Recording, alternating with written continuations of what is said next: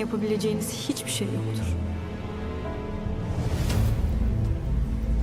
Oysa o berbat geceyi yaşamadan önce mutlu bir hayatım olacağına inanıyordum.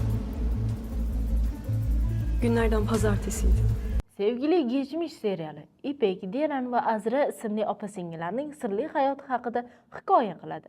Bolaligida bir-biridan ajralgan bu uch qiz noma'lum xat orqali İpekning uyidagi to'yda uchrashadi. To'y kechasi İpekning bo'lajak eri Tekin Malik o'ldiriladi va opa-singillar gumonlanuvchiga aylanadi. Ularning hayotiga tahdid solayotgan Jemal ismli shaxs Johidani unga turmushga chiqishga majbur qiladi.